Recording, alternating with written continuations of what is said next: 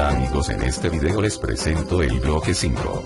La conformación de la atmósfera y el clima. En este tema estaremos viendo lo que es la atmósfera y sus propiedades, tiempo y clima y sus elementos y factores. En primer lugar le voy a hablar de la atmósfera. La atmósfera es la capa gaseosa que no solo protege a la Tierra contra el ataque de los meteoritos y de los rayos ultravioleta del Sol.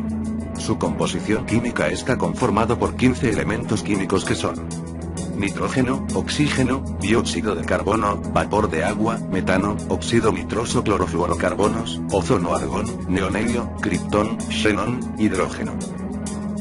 La atmósfera tiene capas como son: estratosfera, es una de las capas más importantes de la atmósfera. Esta se sitúa entre la troposfera y la mesosfera, y se extiende en una capa que va desde los 10 hasta los 50 kilómetros de altura aproximadamente. Otra capa que tiene es la mesósfera, a la parte de la atmósfera situada por encima de la estratosfera y por debajo de la termósfera. En la mesósfera la temperatura va disminuyendo a medida que se aumenta la altura, hasta llegar a unos menos 80 grados a los 50 millas aproximadamente.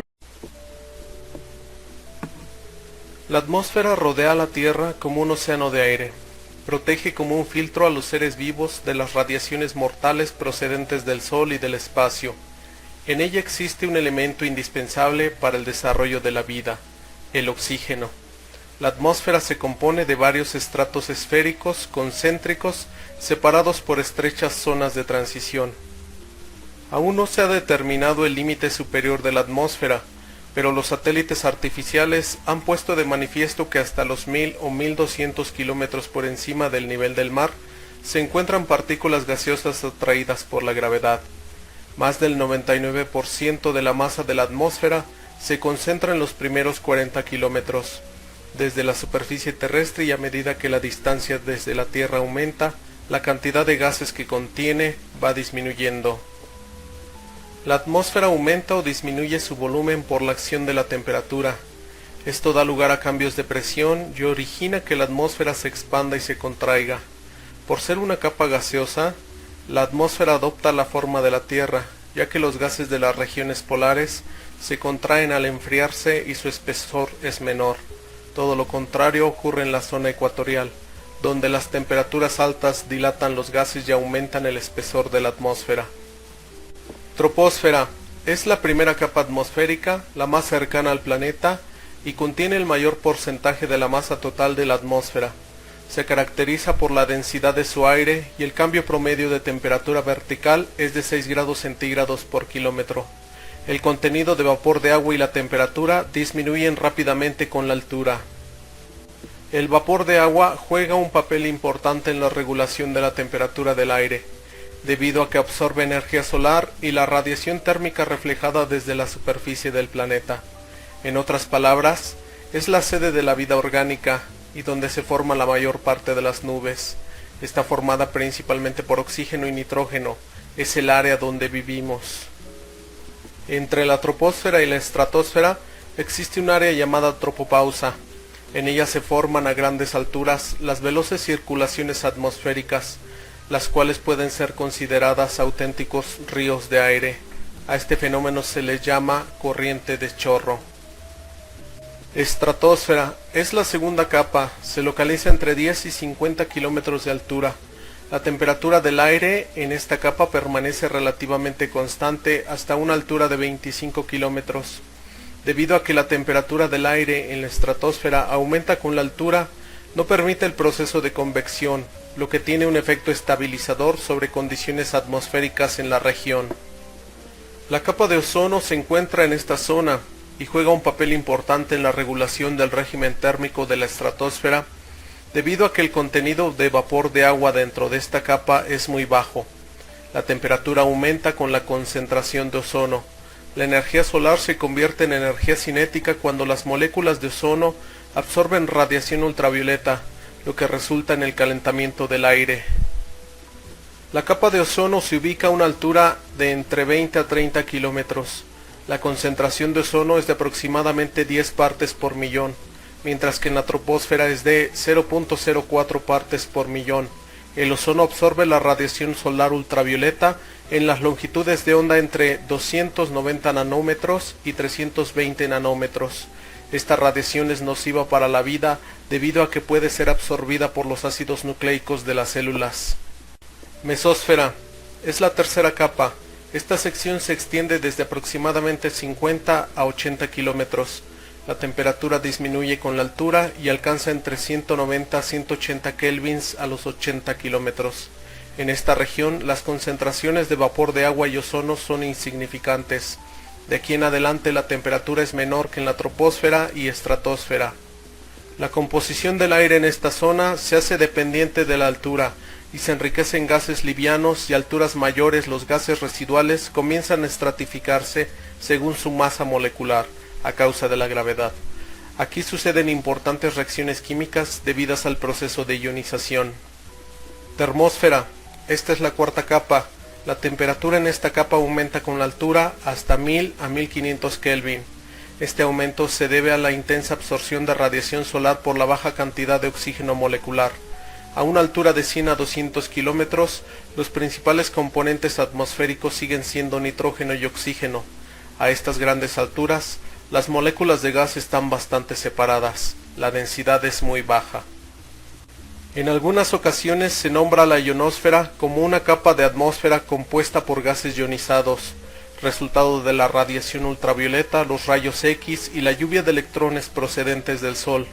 La presencia de los electrones libres hace que la ionosfera refleje las ondas de radio que emiten las estaciones de la Tierra.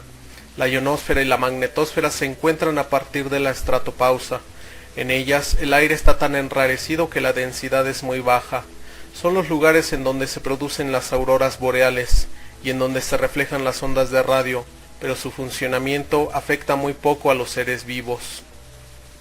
La estratopausa se sitúa a 50 kilómetros de altitud. En esta capa la temperatura cambia su tendencia y va aumentando hasta llegar a ser de alrededor de 0 centígrados. Casi no hay movimiento en dirección vertical del aire, pero los vientos horizontales llegan a alcanzar frecuentemente los 200 kilómetros sobre hora, lo que facilita el que cualquier sustancia que llega a la estratosfera se difunda por todo el globo con rapidez. Es lo que sucede con los clorofluorocarbonos que destruyen el ozono. Exósfera es la región atmosférica más distante de la superficie de la Tierra.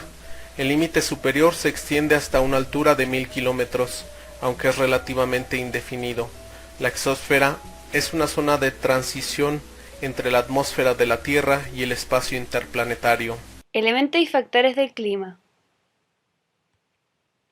Dentro de los factores están la temperatura, la energía calórica acumulada en el aire, las precipitaciones, la cantidad de agua que cae sobre la superficie terrestre de forma líquida o sólida, la humedad, la cantidad de vapor de agua contenido en el aire, la presión, el peso que ejerce la masa del aire sobre la superficie terrestre, los vientos, el movimiento del aire en la atmósfera.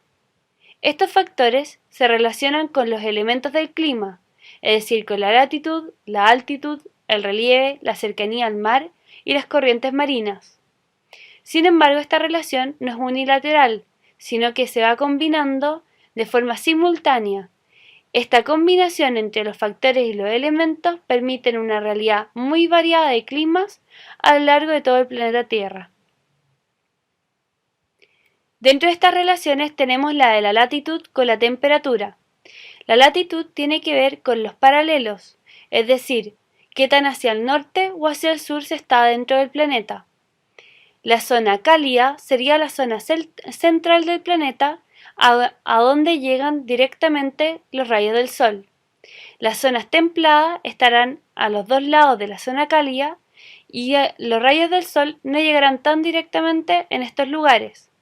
Las dos zonas frías serán caracterizadas por las zonas polares, polo norte y polo sur, donde los rayos del sol llegarán aún más escasamente. La latitud también tiene que ver con la presión y los vientos, es decir, se alternarán zonas de altas presiones y bajas presiones a lo largo de norte a sur del planeta, de manera que los vientos se moverán desde unas a otras zonas.